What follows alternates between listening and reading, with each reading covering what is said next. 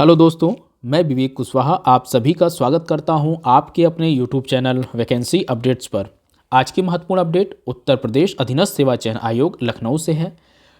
आयोग की विज्ञापन संख्या 01 परीक्षा ऑब्लिक 2022 राजस्व लेखपाल मुख्य परीक्षा के अंतर्गत अनुसूचित जनजाति स्वतंत्रता संग्राम सेनानी के आश्रित भूतपूर्व सैनिक तथा महिला श्रेणी हेतु अनुपूरक सूची मतलब जो कैंडिडेट्स कम रह गए थे डॉक्यूमेंट वेरिफिकेशन के लिए उनके लिए रिवाइज्ड कट ऑफ जारी करके टोटल 842 अभ्यर्थियों की अर्हता का अभिलेख परीक्षण हेतु परिणाम पुनरीक्षित कट ऑफ मतलब रिवाइज्ड कट ऑफ अंक तथा अर्हता अभिलेख परीक्षण की तिथियों 2 दिसंबर और 4 दिसंबर को आवश्यक सूचना के द्वारा दिनांक 20 नवंबर 2023 द्वारा आयोग की वेबसाइट पर प्रकाशित किया गया था।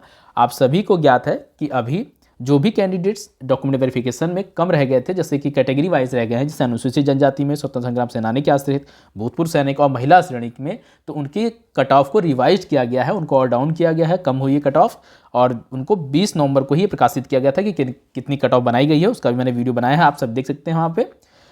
अब देखते हैं कि टोटल दोबारा 842 कैंडिडेट्स को यहाँ पे चयनित किया गया है। उन सभी के रोल नंबर यहाँ पे दिए गए हैं, आप देख सकते हैं, और इनका कैटेगरी वाइज बताया गया है, कैटेगरी वाइज कि आपको किस टाइम किस शिफ्ट में आपका डॉक्यूमेंट वेरिफिकेशन होना है। 842 कैंडिडेट्स का जो 842 अभ्यर्थियों को आयोग द्वारा सूचित किया जाता है कि उनका अभिलेख परीक्षण निम्नलिखित कार्यक्रम के अनुसार उत्तर प्रदेश अधीनस्थ सेवा चयन आयोग तृतीय तल पिकअप भवन विभूति खंड गोमती नगर लखनऊ में स्थित कार्यालय में आयोजित किया जाएगा।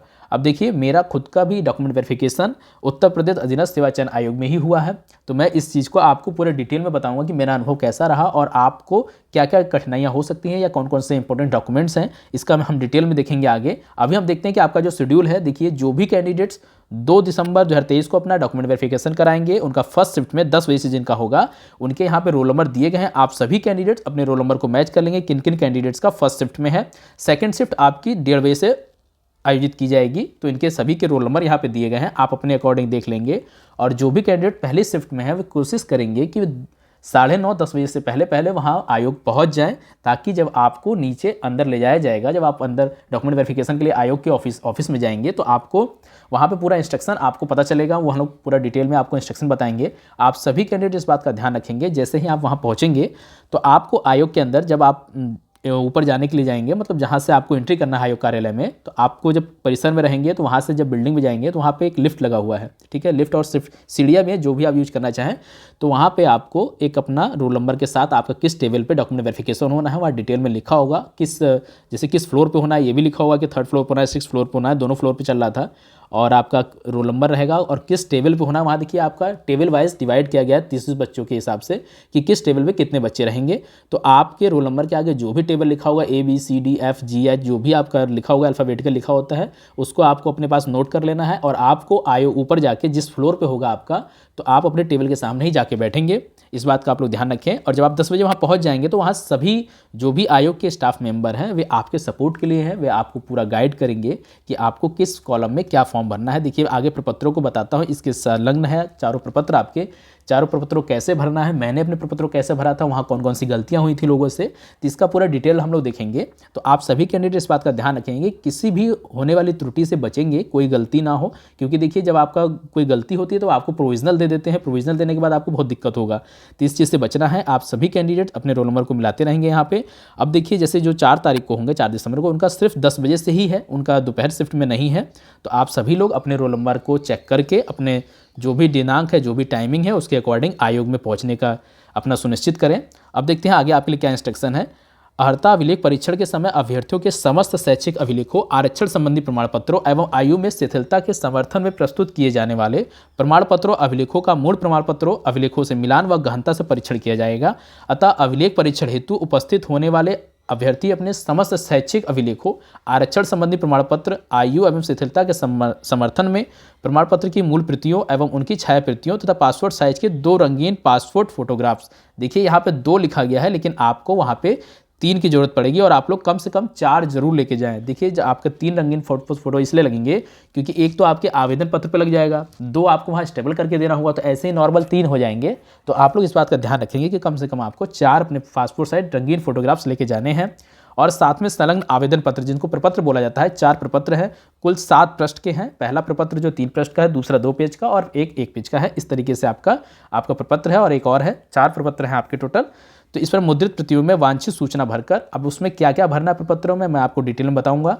और वह अभिलेख परीक्षण हेतु फोटोयुक्त पहचान पत्र, आधार कार्ड इत्यादि की मूल प्रति एवं छाया प्रति लेकर अवश्य उपस्थित हो। आप सभी जब कैंडिडेट्स वहां पे जाएंगे अपना वेरिफिकेशन कराने, तो आयोग में आपको सबसे पहले अपना एंट्री करते ही आपको देखना है कि आपका किस टेबल पे, किस फ्लोर पे आपका डॉक्यूमेंट वेरिफिकेशन होना है। जब आप वहां जाएंगे तो आपको एक छोटी सी स्लिप मिलेगी जिसको वेरिफिकेशन स्लिप बोलते हैं। एक स्लिप देंगे और एक नोटिफिकेशन का वहां से लेटर देंगे जिसको आपको भरना होगा, आपके प्रपत्र की तरह ही होगा। तो जिस प्रकार की आप डिटेल भर प्रपत्र में भरेंगे उसी प्रकार डिटेल उस प्रपत्र में भरना होगा। आपको उन दोनों को ही भर के पहले आपका देखिए वेरिफिकेशन होगा, आपका थंब इंप्रेशन या आइरिस जो भी हो आपका उस हिसाब से होगा। आपका जैसे कि थंब इंप्रेशन ही लेंगे, तो मेरे टाइम में थंब इंप्रेशन लिया गया था, तो उस प्रकार आपको वेरीफाई कर लेंगे। और आपको किसी भी प्रकार की असुविधा होने पे आप उनसे कोई भी क्वेश्चन पुटअप कर सकते हैं। तो इसलिए आप बिल्कुल निश्चिंत रहें। और वहाँ पे जैसे कि आपके सेफ्टी के लिए वहाँ पे और लोग भी, सुरक्षा अधिकारी भी लगे हुए हैं, सुरक्षा कर्मचारी भी हैं। तो आपसे कोई कुछ भी पूछता है तो आपको घबराना नहीं है, वहाँ एसटीएफ तैनात है। तो इसलिए आप कोई जो भी वैलिड कैंडिडेट्स हैं वहीं पहुँचें। अगर कोई भी फर्जी कैंडिडेट्स है तो वहाँ ना पहुँचे, इस बात का ध्यान रखें, नहीं तो आप लोग पकड़े जाएंगे और उचित कार्रवाई होगी वहाँ पे। ऐसा कई बार हुआ था मेरे साथ भी, जब वहाँ पे लोग कैंडिडेट्स थे तो कई लोग पकड़े गए थे।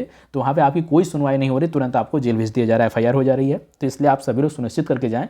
और यदि आप जेन्युइन कैंडिडेट्स हैं, आपके सभी डॉक्यूमेंट्स सही हैं, तो आपको कोई भी असुविधा नहीं होने वाली है। और किसी भी असुविधा होने पर अगर कोई भी क्यूरी होती है आप वहाँ उनसे पूछ सकते हैं। और अभी जब तक आप नहीं जा रहे, कोई भी आपको उस प्रपत्रों को भरने में कोई दिक्कत होती है तो आप मेरे कमेंट बॉक्स में मुझसे अवश्य पूछें। मैं पूरा डिटेल में आपको बताने की कोशिश करूंगा। जो भी उचित आपका निर्णय, जो भी आपको उचित सूचना होगी मैं आपको पहुंचाऊंगा।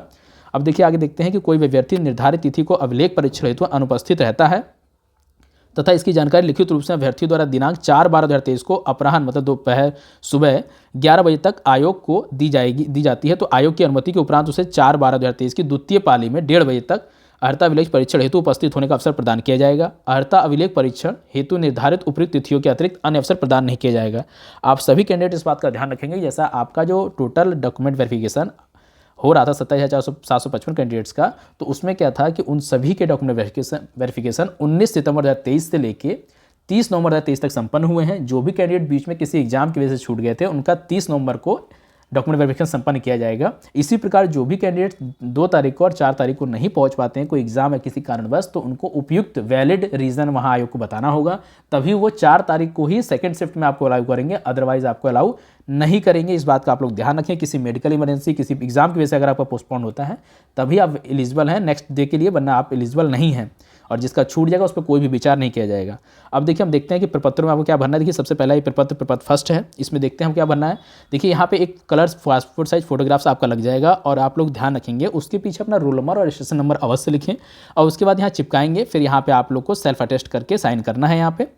और इसमें अब देखिए इसमें विज्ञापन संख्या, विभाग संख्या सब कुछ आपको नहीं लिखना है, इसमें सब कुछ वो लोग लिखेंगे। आपको यहाँ पद नाम लिखना है राजस्व लेखपाल। अभ्यर्थी अपना नाम हिंदी में लिखेंगे, अंग्रेजी में लिखेंगे, आपका पत्र विभाग का पूरा पता। और ध्यान रखेंगे जहाँ भी आप जो अपना एड्रेस लिखें वो कंप्लीट, इसमें कई जगह मांगा गया है, सभी जगह समान होना चाहिए। आप इसमें आपकी बेसिक डिटेल्स हैं, आप इनको फिल कर सकते हैं। अब देखिए जैसे यहाँ पे किसी का आप मान लेते हैं 4/7/1994 किसी का डेट ऑफ बर्थ है, तो आपको क्या करना है, उसको डिटेल में लिखना है कि 4 जुलाई, जैसे इस तरीके से लिखना है 4 जुलाई 1994, इस तरीके से आप डिटेल में लिखेंगे। इसी एक ही लाइन में आना चाहिए। तो आप जब इस तरह डिटेल में इसको लिखना है आपको, अंकों में, शब्दों में, दोनों में। फिर अभ्यर्थी के पिता का नाम, इस तरीके से ये आपकी बेसिक डिटेल्स हैं। अगर कोई भी कन्फ्यूजन होगी तो आप हमसे पूछेंगे, कमेंट बॉक्स में लिखिएगा, मैं आपको पूरा डिटेल में उसका जवाब दूंगा। अब देखिए यहाँ पे क्या अभ्यर्थी विवाहित हैं, यदि हैं तो हाँ, नहीं तो नहीं, इस तरीके से करना है। अब देखिए यहाँ पे जो 10 नंबर पॉइंट है, सभी शैक्षिक तथा प्राविधिक परीक्षाओं जिनमें अभ्यर्थी उत्तीर्ण है। अब इसमें आपको जैसे हाई स्कूल है तो हाई स्कूल में आपके क्या क्या सब्जेक्ट थे, हिंदी, इंग्लिश, जो भी आपके सब्जेक्ट थे उसमें आपको यहाँ फिल करना है। किस ग्रेड में पास हुए हैं आप वो लिखना है आपको, किस ईयर में पास हुए हैं यहाँ फिल करना है। इसी प्रकार आपके क्या परसेंटेज, कितने प्राप्तांक थे, जैसे कुछ 300, किसी के मान लीजिए सपोज हम बता देते हैं आपको, जैसे मान लीजिए 372 नंबर है किसी के और 600 में से, तो इस तरीके से लिखना और परसेंटेज लिख देना है यहाँ पे कि कितने परसेंटेज था आपका। तो इस तरह डिटेल में अपना परसेंटेज और सारी चीज़ लिखना है। आपको यहाँ प्रमाण पत्र संख्या लिखना है और कोई आपकी विशेषता है तो उसको लिखना है, वरना अदरवाइज यहाँ छोड़ सकते हैं आप। ऐसे इंटरमीडिएट में आपको यहाँ सब्जेक्ट नेम लिखने हैं, आप किस सब्जेक्ट, किस मतलब फर्स्ट डिवीजन सेकंड डिवीजन किस चीज़ से पास हुए हैं, किस ईयर में पास हुए हैं, कितना प्राप्तांक पूर्णांक था, क्या परसेंटेज था, उसको लिखना है आपको। और सर्टिफिकेट नंबर लिखना है यहाँ पे। इसी प्रकार आप अपने जो भी, देखिए आपका बेसिक क्वालिफिकेशन आपका हाई स्कूल इंटरमीडिएट ही है, इसके सिवा आपको कोई भी अदरवाइज़ अदर किसी भी डॉक्यूमेंट्स की आवश्यकता नहीं है। यदि आपके पास है तो आप लगा सकते हैं, वरना यहाँ पे कोई भी आवश्यकता नहीं है, आप लोग छोड़ सकते हैं। फिर भी यदि कोई कैंडिडेट लगाना चाहता है तो लगा सकता है, ठीक है, लेकिन उसका कोई भी फ़ायदा नहीं मिलेगा।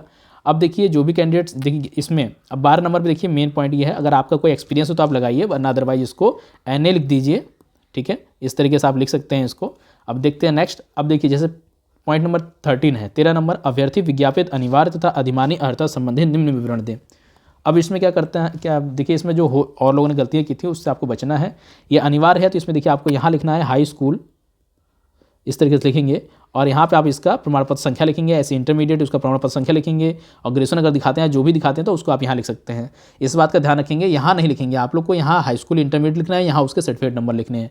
अब नेक्स्ट देखते हैं कि देखिए अधिमानी अर्हता क्या होती है, कि जैसे कि आपने किसी के पास NCC का हो, देखिए जैसे यहाँ लिखा हुआ है टेरिटोरियल सेना में कम से कम 2 वर्ष की सेवा की हो, तो ये आपका अधिमानी अर्हता में आएगा। नेसेसरी नहीं है, यदि आपके पास है तो ठीक है, नहीं है तो कोई दिक्कत नहीं है। सेम इसी प्रकार NCC का भी सर्टिफिकेट होना चाहिए आपके पास यहाँ पे।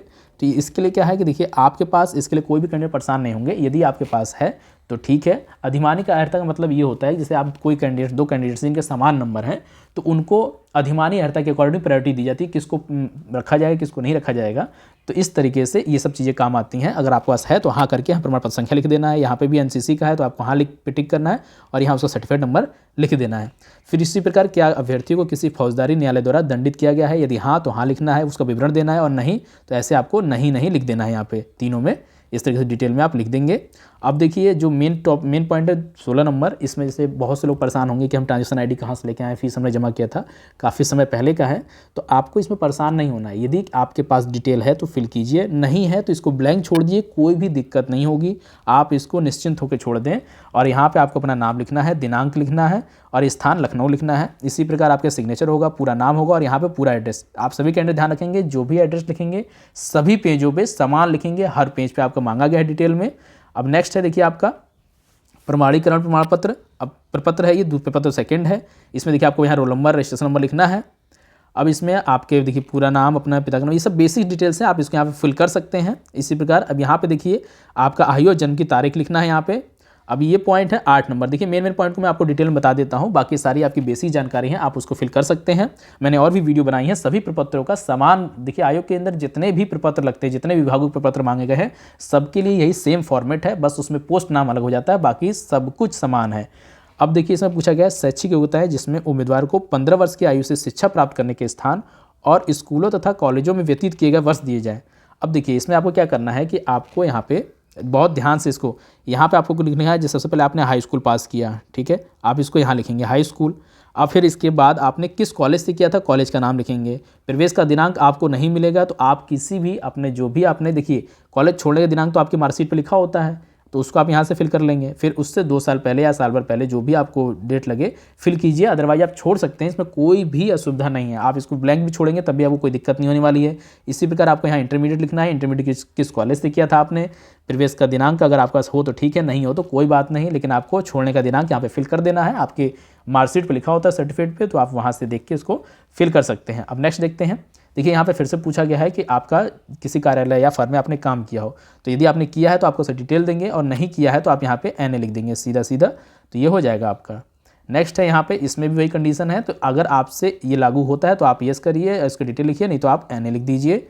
इसमें भी जिस पे लागू होता है वो भरेगा, जिस पे लागू नहीं होता है वो NA लिख देगा। यहाँ पे दिनांक लिखना है, यहाँ स्थान लखनऊ लिख देना है, अभ्यर्थी का हस्ताक्षर होंगे, पूरा नाम लिखना है और पूरा पता। देखिए सभी जगह समान पता होना चाहिए ताकि आपको किसी प्रकार की दिक्कत ना हो। प्रपत्र 3 पे आ चुके हैं हम लोग। देखिए यहाँ रोल नंबर लिखना है, रजिस्ट्रेशन नंबर लिखना है। आप इस बात का बहुत अच्छे से डिटेल में ध्यान रखेंगे, क्योंकि जब हम लोग का हुआ था तो यहाँ पे ये रजिस्ट्रेशन नंबर और रोल नंबर लिखा हुआ आया था। आप लोग में ऐसा नहीं है, आप लोग का अलग से जारी किया गया है, तो इस बात का आप सभी कैंडिडेट ध्यान रखेंगे। यहाँ पे अभ्यर्थी का नाम हिंदी में होगा, यहाँ इंग्लिश के कैपिटल लेटर में फिल करना है, इस बात का आप ध्यान रखेंगे। यहाँ पिता का नाम, पति का नाम, दिनांक, जन्म तिथि, स्थायी पता, पत्र विभाग पता, ये सभी आप अपने अकॉर्डिंग फिल कर लेंगे। इस जो भी कैंडिडेट से अन्य पिछड़ी वर्ग से हैं तो इसको ऐसे ऐसे इस पर टिक कर लेंगे। यहाँ जाति लिख देंगे, उपजाति लिख देंगे, इस तरीके से आप अपना लिखेंगे। अब जिसमें परीक्षाएं उत्तीर्ण की हों वही आपका हाई स्कूल इंटरमीडिएट, जो परीक्षा में सब्जेक्ट लिए हों, परीक्षा का नाम हाई स्कूल इंटरमीडिएट, सब्जेक्ट, आपका रोल नंबर क्या है, किस ईयर पास किया आपने, कौन से डिवीज़न से पास किया, ये सब आपको फिल करना है। फिर यहाँ पे फिर से एक्सपीरियंस मांगा है, यदि आप पे लागू होता है तो ठीक है फिल कीजिए, नहीं तो आप NA लिख दीजिए। सबसे बढ़िया आपका ये क्लियर हो जाएगा। फिर नेक्स्ट आपका देखिए, इस पर कोई भी आपका नाम एड्रेस पता नहीं पूछा गया है, इस पर इतना ही था। अब देखिए प्रपत्र 4 है जो कि सबसे ज़्यादा इंपॉर्टेंट है, आपको इस पर बहुत ध्यान से भरना है। यहाँ पे आपको अपना नाम फिल करना है। अब देखिए इसमें आपको बहुत बेसिक डिटेल्स आपकी फिल करनी है। जैसे आपका हिंदी में है तो आप कैंडिडेट इस बात का ध्यान रखेंगे कि आपको मान लीजिए कि आपको 67 नंबर मिला हिंदी में, पूर्णांक है 100 नंबर का, इस तरीके से फिल करना है आपको। फिर इसी प्रकार इंटरमीडिएट का हिंदी का है तो आपको मान लीजिए 70 नंबर मिला है 100 में से, तो ये इस तरीके से आपको हाई स्कूल का हाई स्कूल सामने, इंटरमीडिएट सामने, और स्नातक है तो उसके सामने अगर सेम सब्जेक्ट है। मान लीजिए जैसे कि इसमें हिंदी, अंग्रेजी, गणित, यहाँ हाई स्कूल में विज्ञान होता है लेकिन इंटरमीडिएट में रसायन विज्ञान होता है, तो आप यहाँ लिखेंगे, यहाँ से लिख सकते हैं रसायन विज्ञान लिख के आप इसकी सीध में मान लीजिए जो भी आपको नंबर मिला हो, सपोज दैट आपका 78 नंबर मिला है 100 में से, तो आप इस तरीके से लिखेंगे। इसके सामने जो इसके लागू हैं, हाई स्कूल के लागू सब्जेक्ट यहाँ पे लिखेंगे, फिल करेंगे आप, और इंटरमीडिएट के यहाँ पे फिल करेंगे। इस तरीके से आप अपना सब्जेक्ट, जो भी सब्जेक्ट नहीं लिखे हुए हैं, आप यहाँ पे लिख सकते हैं। और आप सभी कैंडिडेट ध्यान रखेंगे इस बात का कि इसका टोटल देखिए, प्राप्तांक का टोटल यहाँ लिखेंगे, पूर्णांक का टोटल यहाँ लिखेंगे, ये देखिए आपको कॉलम बना हुआ है, इसमें लिखना है आपको। इसी प्रकार इंटरमीडिएट का पूर्णांक प्राप्तांक यहाँ पर लिखना है, और किस डिवीजन आपने प्राप्त किया, फर्स्ट सेकंड जो भी आपको यहाँ लिखना है, इसी प्रकार डिटेल में फिल करना है। इस बात का आप सभी कैंडिडेट ध्यान रखेंगे। अब देखिए यहाँ पे आपका हस्ताक्षर होगा, यहाँ पे सिर्फ सिग्नेचर करना है आपको। अब देखते हैं कि जब आप डॉक्यूमेंट वेरिफिकेशन कराने जाएंगे तो आपके लिए कौन कौन से महत्वपूर्ण डॉक्यूमेंट्स हैं। देखिए लेखपाल डीवी के लिए आवश्यक डॉक्यूमेंट्स अब देखते हैं। देखिए सबसे पहले आपका डीवी लेटर अभी जारी नहीं हुआ है तो आपको उसकी आवश्यकता नहीं है, लेकिन आपको 4 पासपोर्ट साइज फोटोग्राफ्स और चारों प्रपत्रों को भर के लेके जाएं, और आपके हाई स्कूल मार्कशीट और सर्टिफिकेट दोनों लेके जाएंगे। इंटरमीडिएट मार्कशीट सर्टिफिकेट देखिए जिस कुछ लोगों का एक ही में होगा तो आप एक ही वाला लेके जाएंगे, ऐसा नहीं कि सेपरेट नहीं, जिसका जो जैसा भी सर्टिफिकेट मार्कशीट है उसको आप लेके जाएंगे। आरक्षण, यदि आप आरक्षण चाहते हैं तो आरक्षण संबंधित आपको सर्टिफिकेट लेके जाना है। EWS, OBC, SC, ST, PH जो भी आपसे संबंधित है उसको आप लेके जाएंगे। EWS प्रमाण पत्र के लिए कैंडिडेट ध्यान रखेंगे कि आपका 1 अप्रैल 2022 से, देखिए यहाँ पे 1 अप्रैल 2021 से लेके 1 अप्रैल 2021 से 28 जनवरी 2022 के बीच का बना होना चाहिए, तभी आपका EWS मान्य होगा। और OBC, SC, ST सर्टिफिकेट जो भी है ऑनलाइन सिर्फ वेरीफाई हो सके, कभी का भी हो, और स्टेट गवर्नमेंट का होना चाहिए। इस बात का आप सभी कैंडिडेट ध्यान रखेंगे, आपका सेंट्रल गवर्नमेंट का वैलिड नहीं होगा, यहाँ पे स्टेट गवर्नमेंट का ही होना चाहिए। SC, ST only state government का। और PH सर्टिफिकेट में एक जैसे सिम टाइप का आता है, वेरीफाइड आता है, तो आपको उसको लेके जाना है। मेरे वेबसाइट, मेरे चैनल पे आपको कई सारी वीडियोस मिल जाएंगी उन अभ्यर्थियों का जिन्होंने वेरिफिकेशन कराया है, तो आप उनको भी सुन सकते हैं, उनको देख सकते हैं कि क्या क्या उन्होंने बताया है, उनका भी आप अनुभव अपने लिए प्रयोग कर सकते हैं। महिला अभ्यर्थियों के लिए कास्ट सर्टिफिकेट पिता पक्ष का लगेगा, विवाहित हो या विवाहित दोनों ही स्थिति में यदि वे कास्ट सर्टिफिकेट या आरक्षण संबंधी सर्टिफिकेट चाहती हैं तो उनके पिता के पक्ष का ही लगेगा। निवास प्रमाण पत्र, यदि आप आरक्षण चाहते हो तो निवास प्रमाण पत्र लगेगा। जैसे कि आप जो भी कैंडिडेट जनरल वाले होते हैं उनका निवास या कास्ट सर्टिफिकेट लगता नहीं है तो उनके लिए ज़रूरत नहीं है। इसी प्रकार जो भी कैंडिडेट्स गवर्नमेंट एम्प्लॉई हैं उनके लिए NOC आवश्यक है, वो लेके जाएंगे। अधिमानी अर्ताओं में देखिए जिसके पास है सिर्फ उसी के लिए। टेरिटोरियल सेना में कम से कम 2 वर्ष का प्रमाण पत्र, आपका सर्टिफिकेट होना चाहिए। NCC का भी प्रमाण पत्र भी आपके पास होना चाहिए, तभी आपका वैलिड होगा, अदरवाइज आप अधिमानी अर्ता के योग्य नहीं होंगे। हाई स्कूल मार्कशीट और सर्टिफिकेट, इंटरमीडिएट मार्कशीट सर्टिफिकेट किसी भी प्रकार की भिन्नता होने पे एफिडेविट अवश्य बनवा लें। जैसे आपके नाम में, आपके पिता के नेम में अल्फ़ाबेटिकल एरर है, कोई मिस्टेक है, तो उसको आप लोग उसका अलग से एफिडेविट जरूर बनवा के ले जाएं। यदि गैप है 10th और 12th के बीच में आपका, तो उसका भी एफिडेविट अवश्य बनवा लें। और गवर्नमेंट वैलिड फोटो ID लेके जाना, जैसे Aadhaar card, PAN card, driving licence जो भी आपका वैलिड होगा आप उसको लेके जाएंगे वहाँ पे। और आप सभी कैंडिडेट ध्यान रखेंगे आपके अपने सभी डॉक्यूमेंट्स, जैसे हाई स्कूल, इंटरमीडिएट, जो भी कास्ट सर्टिफिकेट, डोमिसाइल, निवास है आपका, जितने भी आपके सर्टिफिकेट हैं, सब सपोर्टिव डॉक्यूमेंट्स हैं, उन सभी के फोटोकॉपी के एक सेट लेके जाना है आपको। अपने सभी प्रपत्रों को भी लेके जाना है। तो जो आपके डॉक्यूमेंट्स होंगे, सभी एजुकेशनल डॉक्यूमेंट्स या कास्ट सर्टिफिकेट हो गया, डोमिसाइल हो गया, निवास प्रमाण पत्र हो गया, आपके जो भी सर्टिफिकेट हैं उन सभी पे आपको सेल्फ अटेस्ट करना है। इस बात का आप सभी कैंडिडेट ध्यान रखेंगे। सेल्फ अटेस्ट मतलब अपने खुद के आपको साइन करना है, उस पर आपको सब प्रमाणित करना है, सेल्फ अटेस्ट करके लेके जाना है। PET सर्टिफिकेट कोई भी आवश्यकता नहीं है, और लेखपाल आवेदन पत्र की भी कोई भी आवश्यकता नहीं है। बहुत से कैंडिडेट इस चीज़ को पूछते हैं कि क्या इसकी आवश्यकता है, तो इसकी कोई भी आवश्यकता नहीं है, इस बात का आप लोग ध्यान रखेंगे। इसी प्रकार आपको कोई भी असुविधा होती है, कुछ भी अगर आपको कन्फ्यूजन होता है, तो आपकी कोई भी क्वेरी होगी आप कमेंट बॉक्स में अवश्य लिखिएगा, मैं उसको आपको यथाउचित आपकी सूचना आप तक पहुंचाने की कोशिश करूंगा। आप सभी कैंडिडेट इसी प्रकार अपना बहुत सावधानीपूर्वक अपने प्रमाण पत्रों को संलग्न कर लेंगे, अपने आप प्रपत्रों को भर लेंगे। इसी प्रकार की वैकेंसी से जुड़ी हर छोटी बड़ी जानकारी प्राप्त करने के लिए आप हमारे चैनल वैकेंसी अपडेट्स को सब्सक्राइब करें, हमारे वीडियो को लाइक करें, शेयर करें और अपना सपोर्ट बनाए रखें। धन्यवाद।